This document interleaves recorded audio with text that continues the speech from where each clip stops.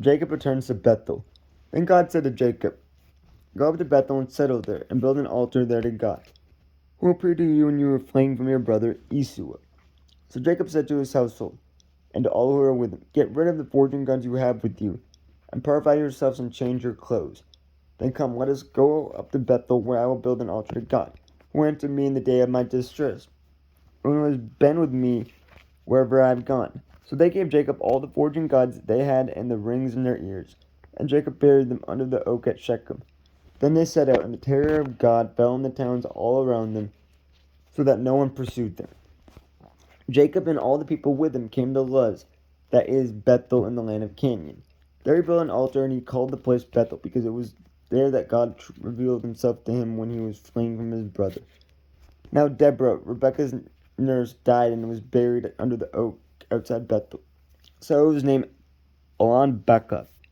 After Jacob returned from Paddan Aram, God appeared to him again and blessed him.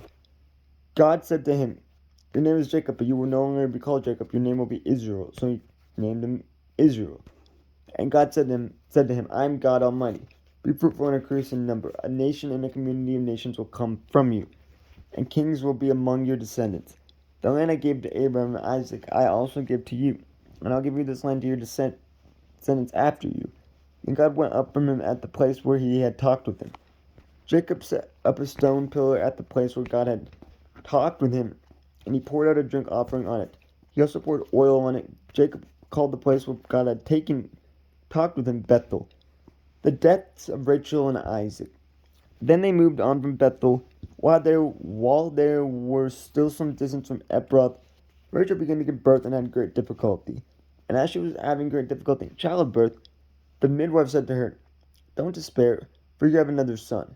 As she breathed her last, for she was dying, she named her son Ben-Oni, but his father named him Benjamin.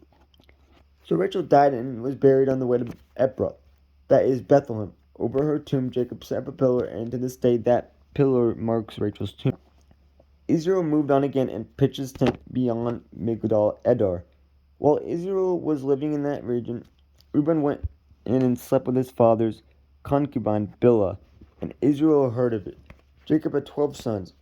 The sons of Reuben the firstborn of Jacob, Simon, Levi, Judah, Issachar, and Zebulun. The sons of Rachel, Joseph and Benjamin. The sons of Rachel's servants, Bilhah, Dan, and Naphtali. The sons of Leah's servants, Zebulun, Gad, and Asher. These were the sons of Jacob, who were born in Paddan Aram. Jacob came home to his father Isaac in Mamre, near Kiriath Arba, that is, Hebron, where Abraham and Isaac had stayed. Isaac lived 180 years. Then he breathed his last and died and was gathered to his people, old and full of years, and his sons Esau and Jacob buried him.